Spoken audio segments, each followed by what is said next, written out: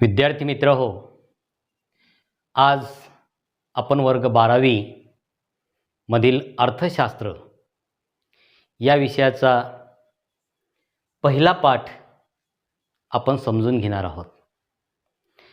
12वीच्या या नवीन अभ्यासक्रमामधील जो आपल्याला अभ्यासासाठी दिलेला पहिला पाठ आहे, त्या पाठाचं नाव आहे सूक्ष्म अर्थशास्त्र आणि स्थूल अर्थशास्त्राचा परिचय. आता सूक्ष्म अर्थशास्त्र आणि स्थूल अर्थशास्त्र या दोन घटकाच्या संदर्भातील हा पाठ आपल्याला अभ्यासायचा आहे. त्यामध्ये खरं तर सूक्ष्म अर्थशास्त्र म्हणजे काय आणि स्थूल अर्थशास्त्र म्हणजे काय, ह्या दोन्ही गोष्टी आपल्याला समजून घेणं गरजेचे आहे. ज्यावेळी जगामध्ये सर्वात पहिल्यांदा अर्थशास्त्राचा अभ्यास सुरू झालेला होता, त्यावेळी सूक्ष्म अर्थशास्त्र आणि स्थूल अर्थशास्त्र अशा अर्थशास्त्राच्या कोणत्याही प्रकारच्या शाखा अभ्यासासाठी अस्तित्वात नव्हत्या. पण जसजशी जगामध्ये विकासाची प्रक्रिया घडत गेली, त्या प्रमाणात अर्थशास्त्राची व्याप्ती ही मोठ्या प्रमाणात वाढत गेली आणि त्यामुळे अर्थशास्त्राचा अभ्यास करण्यासाठी अर्थशास्त्रामध्ये दोन प्रकारच्या शाखा ह्या अस्तित्वात आल्या आणि त्यातून या दोनही शाखा आपण समजून घेणार आहोत. मग सूक्ष्म अर्थशास्त्र म्हणजे काय, तर सूक्ष्म या शब्दाचा अर्थ होतो लहान. त्याला इंग्रजीमध्ये मायक्रोस असा शब्द आहे. मायक्रोस या शब्दाचा अर्थ होतो लहानात लहान घटक, सूक्ष्म घटक. त्याला सूक्ष्म असे म्हटले जाते. म्हणजे अर्थव्यवस्थेतील लहानात लहान घटक म्हणजे सूक्ष्म अर्थशास्त्र. आणि अर्थव्यवस्थेचा अभ्यास करण्यासाठी अर्थशास्त्राची जी दुसरी शाखा आहे ती आहे स्थूल अर्थशास्त्र. मग स्थूल अर्थशास्त्र म्हणजे काय, तर त्यामधील स्थूल या शब्दाचा अर्थ होतो मोठा, मोठा घटक, मोठ्यात मोठा घटक. त्याला इंग्रजीमध्ये अर्थ आहे मॅक्रोस. मॅक्रोस म्हणजे अर्थव्यवस्थेतील मोठ्यात मोठा घटक. म्हणजे याचा अर्थ अर्थशास्त्राचा अभ्यास करण्यासाठी अर्थशास्त्राच्या आपल्याला दोन प्रकारच्या शाखा पाहायला मिळतात. एक म्हणजे सूक्ष्म अर्थशास्त्र आणि दुसरी स्थूल अर्थशास्त्र. आता सूक्ष्म अर्थशास्त्र म्हणजे काय, तर सूक्ष्म अर्थशास्त्र हा शब्द मायक्रोस या शब्दापासून बनलेला आहे. मायक्रोस हा शब्द ग्रीक भाषेतून आलेला आहे आणि या ग्रीक शब्दापासून बनलेला जो शब्द आहे तो आहे मायक्रोस. या मायक्रोसचा अर्थ होतो अर्थव्यवस्थेतील लहानात लहान घटक. आता अर्थव्यवस्थेमधील लहानात लहान घटकांचा अभ्यास करणारे शास्त्र म्हणजे सूक्ष्म अर्थशास्त्र. अर्थशास्त्रामध्ये अनेक प्रकारचा अभ्यास केला जातो, अनेक घटकांचा अभ्यास केला जातो आणि त्या घटकांचं विभाजन या दोन प्रकारामध्ये केलं जातं. म्हणजे अर्थव्यवस्थेमधील लहानात लहान घटकांचा अभ्यास ज्या शास्त्रामध्ये केला जातो त्याला सूक्ष्म अर्थशास्त्र असे म्हणतात.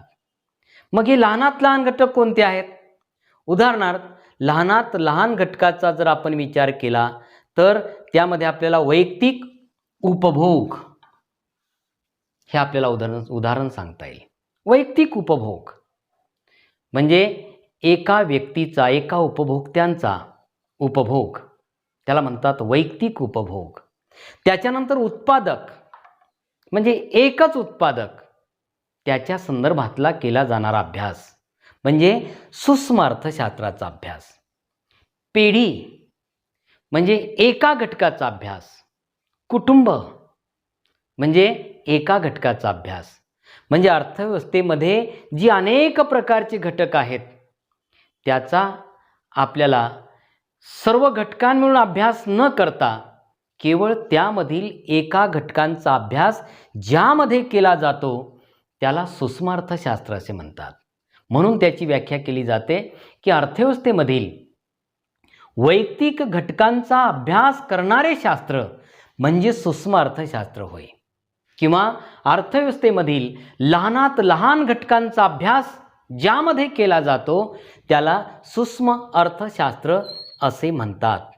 म्हणजे सूक्ष्म अर्थशास्त्र हे अर्थव्यवस्थेतील वैयक्तिक घटकाचा अभ्यास करीत असते.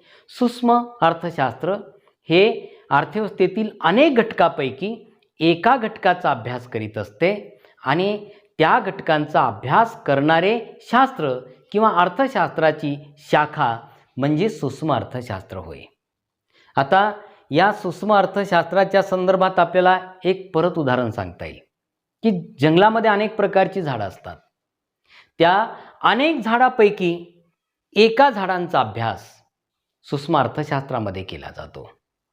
आपण भात शिजवण्यासाठी पातेल्याचा वापर करतो आणि पातेल्याचा वापर करत असताना भात शिजलाय की नाही हे पाहण्यासाठी सर्व भातच आपण चिवडतो का? मुळीच नाही. काय करत असतो? त्या अनेक कणापैकी भाताच्या अनेक शीतापैकी केवळ एक दोन शीत आपण घेतो, ती दाबून पाहतो आणि भात शिजलाय की नाही याचं परीक्षण करतो. याचा अर्थ आपण एका वैयक्तिक घटकाचा अभ्यास करतो, त्याचे निष्कर्ष संपूर्ण पातेल्यामधील त्या भाताच्या संदर्भात लावत असतो. म्हणजे याचा अर्थ अर्थव्यवस्थेमधील एका वैयक्तिक घटकाचा अभ्यास करणारे शास्त्र म्हणजे सूक्ष्म अर्थशास्त्र होय. सूक्ष्म अर्थशास्त्रामध्ये एका वैयक्तिक घटकाचा अभ्यास केला जातो, हे त्यामधलं एक महत्त्वाचा वैशिष्ट्य आपल्याला सांगता येतं. आता सूक्ष्म अर्थशास्त्राची आपल्याला साधी आणि सोपी व्याख्या देता येईल की सूक्ष्म अर्थशास्त्र म्हणजे नेमकं काय? तर सूक्ष्म अर्थशास्त्र म्हणजे अर्थव्यवस्थेमधील लहानात लहान किंवा वैयक्तिक घटकांचा अभ्यास करणारे शास्त्र म्हणजे सूक्ष्म अर्थशास्त्र होय. अर्थव्यवस्थेमधील लहानात लहान किंवा वैयक्तिक घटकांचा अभ्यास करणारे शास्त्र म्हणजे सूक्ष्म अर्थशास्त्र होय. उदाहरणार्थ एक उपभोक्ता, एक कुटुंब या संदर्भातील अभ्यास अर्थशास्त्रामध्ये जो केला जातो तो सूक्ष्म अर्थशास्त्राचा अभ्यास असतो. त्या संदर्भात मॉरिस डॉग यांनी या सूक्ष्म अर्थशास्त्राच्या संदर्भातील व्याख्या दिलेली आहे. मॉरिस डॉग काय म्हणतो की अर्थव्यवस्थेतील सूक्ष्मदर्शी अध्यापन म्हणजे सूक्ष्म अर्थशास्त्र होय. अर्थव्यवस्थेतील सूक्ष्मदर्शी अध्यापन म्हणजे सूक्ष्म पद्धतीचा अभ्यास. सूक्ष्म पद्धतीचा अभ्यास म्हणजे सूक्ष्म अर्थशास्त्र होय. याचा अर्थ सूक्ष्म अर्थशास्त्रामध्ये वैयक्तिक घटकांचा अभ्यास केला जातो असं आपल्याला या माध्यमातून सांगता येते. आता सूक्ष्म अर्थशास्त्राची व्याप्ती आपल्याला अभ्यासायची आहे. व्याप्ती म्हणजे व्याप की सूक्ष्म अर्थशास्त्र हा जो अर्थशास्त्राचा एक महत्त्वाचा घटक मानला जातो त्याची व्याप्ती किती आहे, त्याचा व्याप किती आहे, त्या संदर्भातली माहिती आपल्याला पाहिजे. मग सूक्ष्म अर्थशास्त्राची व्याप्ती पाहत असताना आपल्याला त्या संदर्भात 3 महत्त्वाचे घटक पाहायला मिळतात की सूक्ष्म अर्थशास्त्राची व्याप्ती ही 3 घटकावर अवलंबून असते. 3 घटकामध्ये आपल्याला ती विस्तृत झालेली पाहायला मिळते. त्यामधला हे महत्त्वाचे 3 घटक आहेत. त्यामध्ये वस्तूच्या किंमत निश्चितीचे सिद्धांत हा त्यामधला पहिला घटक आहे. म्हणजे सूक्ष्म अर्थशास्त्राची व्याप्ती ही वस्तूच्या किंमत निश्चितीच्या सिद्धांतावर अवलंबून आहे किंवा त्यामध्ये वस्तूच्या किंमत निश्चितीचे सिद्धांत सामावलेले असतात असं आपल्याला म्हणता येईल. आता वस्तूच्या किंमत निश्चितीचे सिद्धांत म्हणजे काय? तर कोणत्याही प्रकारच्या वस्तूची किंमत जेव्हा बाजारपेठेमध्ये ठरत असते तेव्हा त्यामध्ये त्या वस्तूची मागणी आणि त्या वस्तूचा पुरवठा हे दोन घटक अत्यंत महत्त्वाचे असतात. त्या वस्तूची असलेली मागणी आणि त्या वस्तूचा असलेला पुरवठा हे दोन घटक अत्यंत महत्त्वाचे आहेत. म्हणजे वस्तूची मागणी आणि वस्तूचा पुरवठा या दोन घटकावरून वस्तूची किंमत निश्चित होत असते किंवा वस्तूची किंमत ठरत असते आणि त्या वस्तूच्या किंमतीच्या संदर्भातील अभ्यास हा सूक्ष्म अर्थशास्त्राच्या कक्षेमध्ये येतो. म्हणजे अर्थशास्त्रामध्ये आपल्याला अभ्यास करत असताना असं दिसून येते की जेवढे वस्तूच्या संदर्भातील किमतीचे सिद्धांत आहेत, मग मागणीचे सिद्धांत असतील, वैयक्तिक पुरवठ्याचे सिद्धांत असतील, त्या संदर्भातील सर्व अभ्यास हा सूक्ष्म अर्थशास्त्राच्या कक्षेमध्ये येतो. म्हणजे वस्तूच्या किंमत निश्चितीचे सिद्धांत हे सूक्ष्म अर्थशास्त्राच्या अभ्यास कक्षेमध्ये येतात असं आपल्याला म्हणता येईल. म्हणजे त्या किंमत नीतीच्या सिद्धांताच्या सभोवती सूक्ष्म अर्थशास्त्राचा अभ्यास फिरत असतो असं आपल्याला सांगता येईल. त्याच्यानंतर सूक्ष्म अर्थशास्त्राची दुसरी व्याप्ती आपल्याला सांगता येईल की उत्पादक घटकाच्या किंमत निश्चितीचे सिद्धांत. उत्पादक घटकाच्या किंमत निश्चितीचे जे सिद्धांत अर्थशास्त्रामध्ये अभ्यासले जातात, त्या सिद्धांताचा अभ्यास हा सूक्ष्म अर्थशास्त्राच्या अभ्यास कक्षेमध्ये येतो. आता उत्पादक घटकाच्या किंमत निश्चितीचे सिद्धांत म्हणजे काय, तर अर्थशास्त्राच्या अभ्यासावरून आपल्याला असं दिसून येते की उत्पादनाचे घटक प्रमुख 4 आहेत. भूमी, भांडवल, श्रम आणि संयोजक हे उत्पादनाचे 4 महत्त्वाचे घटक आहेत. हे उत्पादनाचे 4 महत्त्वाचे घटक उत्पादन प्रक्रियेमध्ये भाग घेतात. त्याच्यामुळे वस्तूचं उत्पादन घडून येत असते. म्हणजे उत्पादनाची प्रक्रिया ही घडून येते असं आपल्याला दिसून येते. आणि त्या उत्पादक घटकांनी उत्पादन प्रक्रियेमध्ये भाग घेतल्याबद्दल त्या प्रत्येक उत्पादक घटकाला त्यांचा मोबदला मिळत असतो.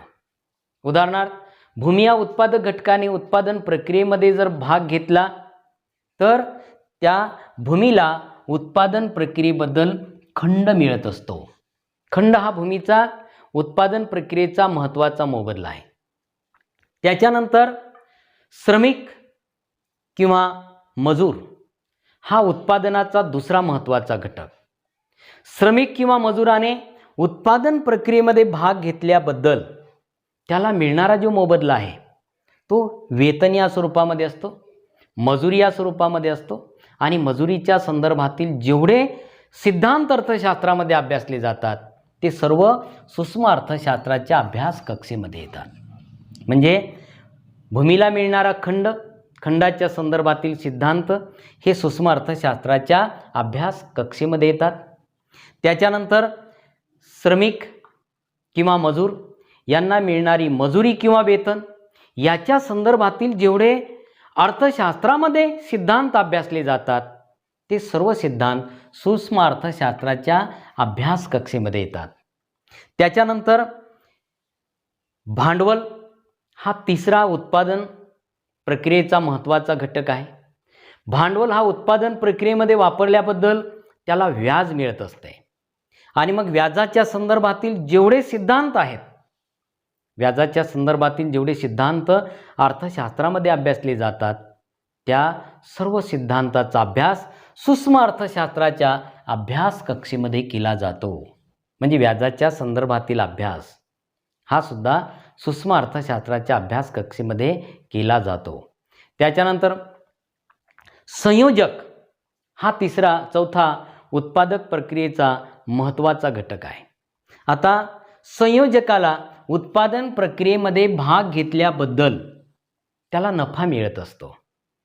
म्हणजे जेवढे भांडवलदार आहेत त्यांना आपण संयोजक असं म्हणत असतो, जेवढे उद्योजक आहेत त्यांना आपण संयोजक असं म्हणत असतो. आणि या संयोजकांनी उत्पादन प्रक्रियेमध्ये भाग घेतल्याबद्दल त्यांना मिळणारा मोबदला नफा या स्वरूपामध्ये असतो. आणि त्याच्यामुळे नफ्याच्या संदर्भातील जेवढे सिद्धांत अर्थशास्त्रामध्ये अभ्यासले जातात त्या सिद्धांताच्या संदर्भातील अभ्यास हा सूक्ष्म अर्थशास्त्राच्या कक्षेमध्ये येतो असं आपल्याला म्हणता येईल.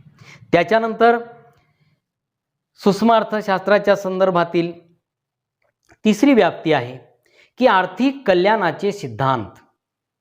म्हणजे अर्थशास्त्रामध्ये आर्थिक कल्याणाचे जेवढे सिद्धांत आहेत त्या सर्व सिद्धांताचा अभ्यास सूक्ष्म अर्थशास्त्राच्या अभ्यास कक्षेमध्ये येतो. म्हणजे आर्थिक कल्याणाचा अभ्यास हा सूक्ष्म अर्थशास्त्रामध्येच केला जातो हे आपल्याला म्हणता येईल. आता आर्थिक कल्याणाचा अभ्यास करत असताना त्याच्यामध्ये विशेषतः आपल्याला काही घटक महत्त्वाचे पाहायला मिळतात की आर्थिक कल्याण म्हणजे काय, तर साधन सामुग्रीचे जे समाज व्यवस्थेमध्ये वाटप केले जाते त्याला म्हणतात आर्थिक कल्याण. आणि या साधन सामुग्रीचे वाटप करत असताना आपल्याला असं दिसून येते की एकंदरीत उत्पादन क्षेत्र कार्यक्षमता, उत्पादन क्षेत्र ही कार्यक्षमता ही आपल्याला त्यामध्ये पाहायला मिळते. आता उत्पादन क्षेत्र कार्यक्षमता म्हणजे काय, तर उपलब्ध साधन सामग्रीच्या मदतीने जास्तीत जास्त उत्पादन घेणे त्याला म्हणतात उत्पादन क्षेत्र कार्यक्षमता. म्हणजे आपल्या देशामध्ये उपलब्ध असलेली जी साधन सामुग्री आहे, मग वेगवेगळ्या प्रकारच्या खाणी असतील, मजूर असतील किंवा भूमी असेल, भांडवल असेल, हे सर्व उत्पादनाच्या संदर्भातील सर्व क्षेत्र आहेत. त्या सर्व उत्पादनाच्या साधन सामुग्रीचा आपण जास्तीत जास्त वापर करून घेणे म्हणजे त्या संदर्भातील उत्पादन क्षेत्र हे घटक आपल्याला पाहायला मिळतात. आणि त्या घटकांचा अभ्यास सूक्ष्म अर्थशास्त्रामध्ये केला जातो. त्याच्यानंतर दुसरा घटक आपल्याला सांगता येईल की उपभोग क्षेत्र. आता उपभोग क्षेत्र म्हणजे काय, तर संपूर्ण समाजांचे जास्तीत जास्त समाधान होईल या पद्धतीने वस्तू व सेवांचे वितरण करणे. म्हणजे समाज व्यवस्थेचे जास्तीत जास्त समाधान कोण्या पद्धतीने होते हे आपल्याला पाहणे गरजेचं आहे. आणि त्या संदर्भात साधन सामुग्रीचे समान पद्धतीने समाज व्यवस्थेमध्ये विभाजन केल्या जावं हा उद्देश समोर ठेवून जे सिद्धांत अभ्यासले जातात त्या सर्व सिद्धांताचा, त्या सर्व घटकांचा अभ्यास हा सूक्ष्म अर्थशास्त्राच्या अभ्यास कक्षेमध्ये येतो.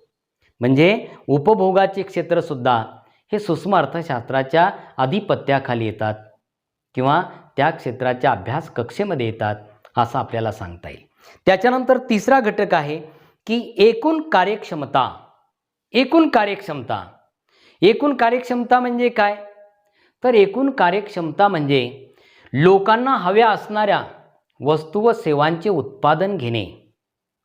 एकूण कार्यक्षमता म्हणजे काय, तर लोकांना हव्या असणाऱ्या वस्तू व सेवांचे उत्पादन घेणे या संदर्भातील जो अभ्यास अर्थशास्त्रामध्ये केला जातो तो संपूर्ण अभ्यास सूक्ष्म अर्थशास्त्राच्या अभ्यास कक्षेमध्ये येतो. म्हणजेच सूक्ष्म अर्थशास्त्राची व्याप्ती ही आपल्याला या घटकावरून दिसून येते की वस्तूच्या किंमत निश्चितीचे सिद्धांत जेवढे आहेत, मग मागणीचा सिद्धांत असेल, पुरवठ्याचा सिद्धांत असेल, तो सूक्ष्म अर्थशास्त्राच्या अभ्यास कक्षेमध्ये येतो. त्याच्यानंतर दुसरा घटक आहे उत्पादक घटकाच्या किंमत निश्चितीचे सिद्धांत, हे सूक्ष्म अर्थशास्त्राच्या अभ्यास कक्षेमध्ये येतात. आता उत्पादक घटकाच्या किमतीचे सिद्धांत म्हणजे भूमी, भांडवल, श्रम, संयोजक याच्या संदर्भातील सिद्धांत हे सूक्ष्म अर्थशास्त्राच्या अभ्यास कक्षेमध्ये येतात. तिसरा घटक म्हणजे आपल्याला सांगता येईल की आर्थिक कल्याणाचे सिद्धांत. म्हणजे अर्थशास्त्रामध्ये जेवढे आर्थिक कल्याणाचे सिद्धांत अभ्यासले जातात त्या सर्व सिद्धांताचा अभ्यास हा सूक्ष्म अर्थशास्त्राच्या अभ्यास कक्षेमध्ये येतो असं आपल्याला सांगता येईल.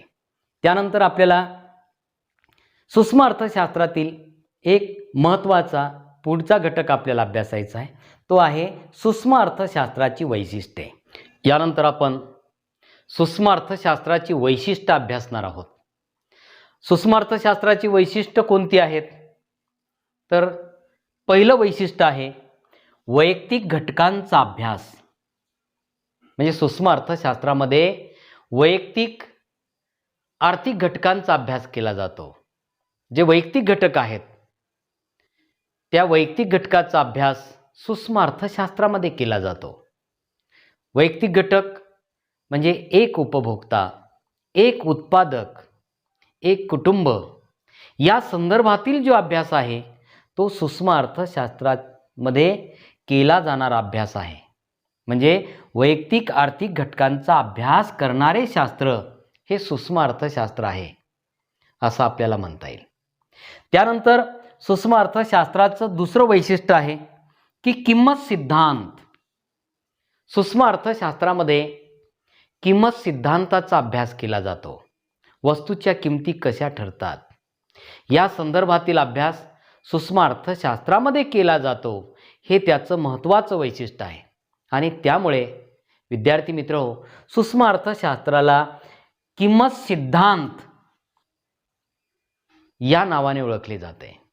सूक्ष्म अर्थशास्त्र म्हणजे काय तर किंमत सिद्धांताचे शास्त्र म्हणजे सूक्ष्म अर्थशास्त्र. हा सूक्ष्म अर्थशास्त्राच्या संदर्भातील एक महत्त्वाचा घटक आपल्याला पाहायला मिळतो. हे त्याचं एक महत्त्वाचं वैशिष्ट्य आहे की सूक्ष्म अर्थशास्त्रामध्ये किंमत सिद्धांतांचा अभ्यास केला जातो. त्याच्यानंतर तिसरं वैशिष्ट्य आहे की आंशिक समतोल म्हणजे विशिष्ट प्रकारच्या घटकांचा अभ्यास सूक्ष्म अर्थशास्त्रामध्ये केला जातो. त्याला म्हणतात आंशिक समतोल. उदाहरणार्थ देशाच्या एकूण राष्ट्रीय उत्पन्नापैकी वैयक्तिक घटकाचे किंवा वैयक्तिक व्यक्तीचे उत्पन्न किती आहे त्याचा अभ्यास हा सूक्ष्म अर्थशास्त्रामध्ये केला जातो. हे सूक्ष्म अर्थशास्त्राचं महत्त्वाचं वैशिष्ट्य आहे. म्हणजे आंशिक समतोलाचा अभ्यास हा सूक्ष्म अर्थशास्त्रामध्ये केला जातो असं आपल्याला म्हणता येईल. त्याच्यानंतर चौथं वैशिष्ट्य आहे की सूक्ष्म अर्थशास्त्राचा अभ्यास हा विशिष्ट गृहीतांवर आधारित असतो. सूक्ष्म अर्थशास्त्राचा अभ्यास कशावर आधारित असतो विशिष्ट गृहीतांवर. आणि त्यामुळे सूक्ष्म अर्थशास्त्राचे जेवढे सिद्धांत आपल्याला पाहायला मिळतात त्या सिद्धांताच्या अगोदर आपल्याला एक ब्रीद वाक्य वाचायला मिळतं की इतर परिस्थिती कायम राहत असल्यास.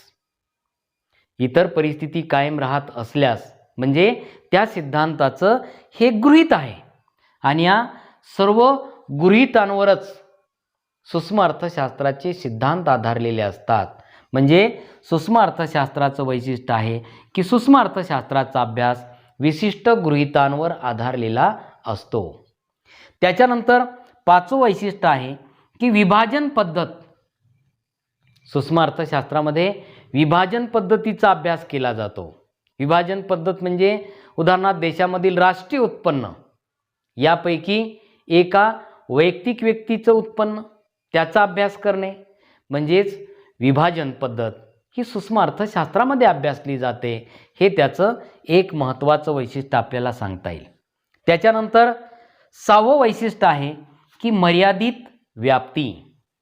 सूक्ष्म अर्थशास्त्राची व्याप्ती मर्यादित स्वरूपाची आहे की अनेक विस्तृत स्वरूपाचा अभ्यास सूक्ष्म अर्थशास्त्रामध्ये केला जात नाही तर वैयक्तिक घटकांचा अभ्यास केला जातो. म्हणजे एक व्यक्ती, एक कुटुंब, एक पिढी, एक संस्था या घटकांचा अभ्यास हा मर्यादित स्वरूपाचा अभ्यास असतो आणि त्या मर्यादित घटकांचा अभ्यास सूक्ष्म अर्थशास्त्रामध्ये केला जातो. म्हणजे सूक्ष्म अर्थशास्त्राची व्याप्ती ही मर्यादित स्वरूपाची आहे असं त्याचं एक महत्त्वाचं वैशिष्ट्य आपल्याला सांगता येईल. त्यानंतर सूक्ष्म अर्थशास्त्रातील एक महत्त्वाचा घटक तो म्हणजे सूक्ष्म अर्थशास्त्राचे महत्त्व. सूक्ष्म अर्थशास्त्राचा आपण अभ्यास का करतो, सूक्ष्म अर्थशास्त्राचा अभ्यास का केला जावा, त्याचे फायदे कोणते आहेत किंवा त्याचं महत्त्व काय आहे हे सुद्धा आपल्याला कळणं गरजेचं आहे. त्यामुळे सूक्ष्म अर्थशास्त्राचं महत्त्व काय आहे तर सूक्ष्म अर्थशास्त्राचे अनेक महत्त्व आपल्याला पाहायला मिळतात. त्याच्यापैकी सूक्ष्म अर्थशास्त्राचं पहिलं महत्त्व आहे की किंमत निर्धारण. किंमत निर्धारण म्हणजे किंमत निश्चिती. म्हणजे वेगवेगळ्या घटकांच्या किमती कशा ठरतात त्याच्या संदर्भातील अभ्यास हा सूक्ष्म अर्थशास्त्राच्या अभ्यास कक्षेमध्ये येतो. आणि हे त्याचं एक खूप महत्त्व आहे की किंमतच्या संदर्भातील जेवढे सिद्धांत आहेत ते सर्व सिद्धांत सूक्ष्म अर्थशास्त्राच्या अभ्यास कक्षेमध्ये येत असतात. म्हणजे किंमत निर्धारण करणे हे सूक्ष्म अर्थशास्त्राचं एक महत्त्व आहे, त्याचा फायदा आहे. त्याच्यानंतर दुसरं महत्त्व आहे की मुक्त बाजार अर्थव्यवस्था. मुक्त बाजार अर्थव्यवस्थेचा अभ्यास हा सूक्ष्म अर्थशास्त्राच्या अभ्यासामध्ये येतो. की मुक्त बाजार अर्थव्यवस्था, मुक्त बाजार अर्थव्यवस्था म्हणजे किती उत्पादन करायचं आहे, कसं करायचं आहे, वस्तूची किंमत किती ठेवायची आहे, या संदर्भातील जो अभ्यास केला जातो तो मुक्त बाजार अर्थव्यवस्थेचा अभ्यास असतो. आणि मुक्त बाजार अर्थव्यवस्थेचा अभ्यास हा सूक्ष्म अर्थशास्त्राचा अभ्यास विषय आहे. हे त्याचं एक महत्त्व आपल्याला सांगता येईल. त्याच्यानंतर विदेशी व्यापारामध्ये त्याचा अभ्यास उपयुक्त ठरतो. विदेशी व्यापारामध्ये चलनच्या संदर्भातील त्याचं मूल्य ठरवणे, वस्तूची देवाणघेवाण करणे, या संदर्भातील जे घटक आहेत त्या घटकांचा अभ्यास हा विदेशी व्यापारामध्ये उपयुक्त ठरत असतो. आणि त्यामुळे विदेशी व्यापाराचा अभ्यास हा सूक्ष्म अर्थशास्त्राच्या अभ्यास कक्षेमध्ये येतो. हे त्याचं एक महत्त्वाचं वैशिष्ट्य आहे. म्हणजे विदेशी व्यापाराचा अभ्यास करत असताना आपल्याला सूक्ष्म अर्थशास्त्राचा आधार घ्यावा लागतो. त्याच्यानंतर चौथं वैशिष्ट्य आहे की शासनासाठी उपयुक्त. म्हणजे सूक्ष्म अर्थशास्त्राचा अभ्यास सरकारला विविध प्रकारच्या कर प्रणालीचा अवलंब करत असताना, विविध प्रकारचा खर्च करत असताना सूक्ष्म अर्थशास्त्राचा आधार घ्यावा लागतो. म्हणजे शासनाला विविध प्रकारच्या खर्चाच्या संदर्भात, विविध प्रकारच्या कराच्या संदर्भात सूक्ष्म अर्थशास्त्र हे उपयुक्त ठरत असते. त्याच्यानंतर पाचवं महत्त्व किंवा उपयोग आहे कल्याणकारी अर्थशास्त्राचा आधार. सूक्ष्म अर्थशास्त्र हे कल्याणकारी अर्थशास्त्राचा एक महत्त्वपूर्ण आधार आहे की उपभोक्त्यांचे अधिकाधिक कल्याण कसे होते या संदर्भातील अभ्यास सूक्ष्म अर्थशास्त्रामध्ये केला जातो. आणि हे त्याचं एक महत्त्वाचं वैशिष्ट्य आपल्याला सांगता येईल.